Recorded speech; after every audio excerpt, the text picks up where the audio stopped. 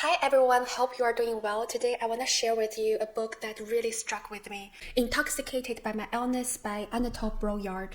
I first discovered this book a few years ago while wandering through a bookstore. The title grabbed me right away, Intoxicated by My Illness. It made me pause. I get being intoxicated by things like great frozen margarita, but illness, how could something that disrupts and threatens to erase parts of you be intoxicating? For me, it sounded both fascinating and unsettling. So here's the backstory. Anatole Broyard, who was a literary critic and editor of the New York Times book reviews, found out he had developed prostate cancer. And instead of simply enduring it, he decided to document his journey, reporting and analyzing his experience as both a patient in an often cold impersonal medical system in the US and as a person facing the reality of death. And here is where it gets interesting.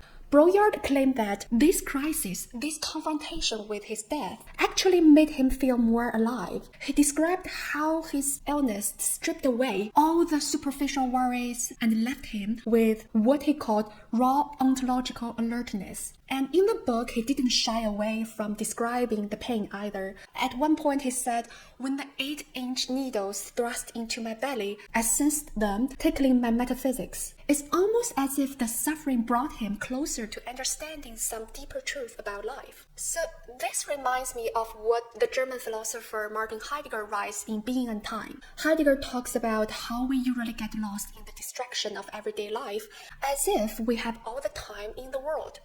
But it's the moments like Broyard's where you are faced with something like a serious illness that drag you out of that illusion. You are forced to see that time is limited and you start to focus on what really matters. And Broyard offered a piece of advice to those facing terminal illness like him. He believed that in such situations, people need to develop what he calls a personal style, not just in living with illness, but even in facing death. He wrote, "It seems to me that every seriously ill person needs to develop a style for his illness. I think that only by insisting on your style can you really keep yourself from falling out of love with yourself, or the illness attempts to diminish or disfigure you. Sometimes," he observed, "your vanity is the only thing that's keeping you alive, and your style is the instrument of your vanity. It may not be dying we fear so much, but the diminished self." In other words, Broyard saw style as a way to hold on to one's identity and self-respect in time of crisis, especially when the illness tries to take those things away. To him, having a sense of style is like holding on to a bit of pride, a way to stay connected to who you are, despite the physical changes and the limitation that comes with being seriously ill. Think about it. Many of us love life because we have the capacity to pursue goals, work on projects, and imagine the future version of ourselves. But when the crisis hits, it can feel completely disorienting because it shatters those assumptions. For example, suddenly, projects we care deeply about may no longer be viable, such as making music or teaching yoga, and even our relationship shifts. We may find ourselves relying on others more than we ever thought we would, like needing help with something as simple as grocery shopping. These disruptions can leave us questioning not only what we are capable of, but also who we are without those capacities. So figuring out how to make sense of it, how to reorient your life and find meaning again, isn't just a medical issue. It's about confronting those changes, accepting new limitations, and finding a way to live that still feels meaningful despite everything. I remember that a philosopher called Havi Carel described illness as life's forceful and even violent invitation. So illness, like other crises, push you into a situation you never asked for. But within these constraints, a certain freedom still exists. The freedom to choose how you will respond, what attitude you will adopt, and most importantly, whether to use these moments as an opportunity for reflection and growth. These choices, in turn, shape not only how we experience the situation, but also how we move through it. This is one of the reasons I start to offer email counseling recently. It's a space where people can reflect on their lives, their challenges, and find clarity on their own terms. Different from face-to-face or online counseling, email counseling will give you a lot of time to think about and articulate your struggles. And also, it doesn't interfere with your daily work and schedule. So if you are interested in exploring these ideas more and would like to chat about your own experiences, I've left a link in the description below. But Broyard's reflection on illness don't stop at his own experience of the illness itself. He goes further and explores the critical relationship between the patient and the doctor and how often it falls short.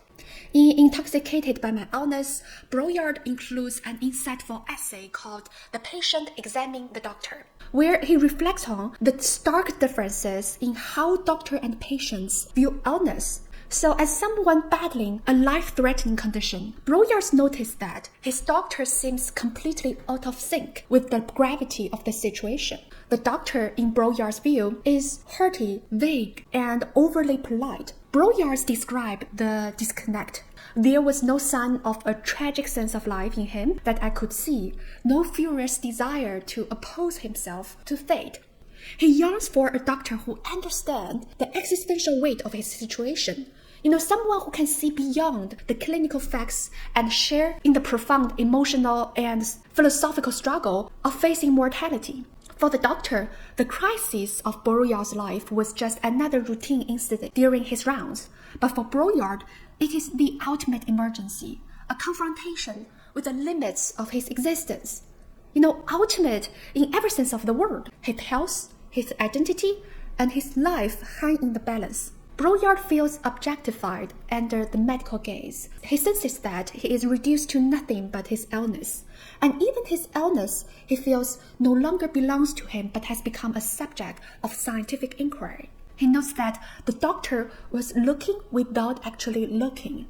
So this means that the doctor sees him as a medical case, but not as a human being, one facing illness, potential death, and grappling with deep questions of fate, meaning, and identity. This realization strikes Broyard deeply. He even thinks, I cannot die with this man. But Broyard doesn't stop with criticism. He also paints a picture of what he believes an ideal doctor should be.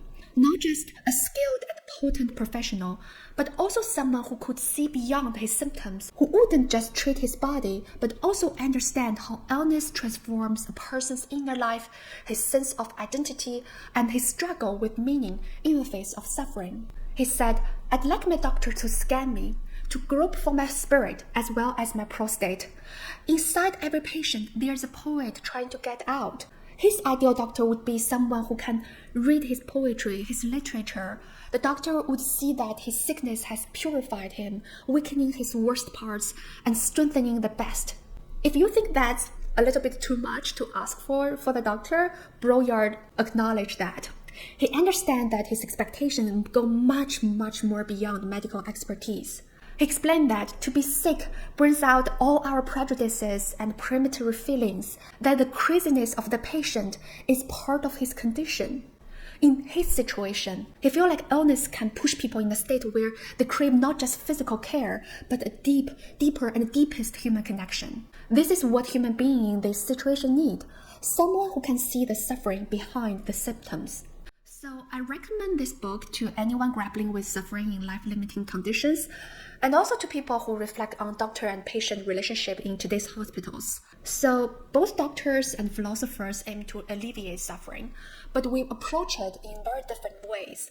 Doctors, by their training, focus on identifying the physical causes of diseases. They diagnose, treat, and manage symptoms, with their primary duty being to understand the body's conditions and find ways to ease physical distress for us. So naturally, we expect the doctor to provide the best possible medical care for us without getting burned out themselves. But as we also know that suffering isn't just physical. It's something that has fascinated philosophers from east to west for centuries. It involves the meaning suffering holds for us.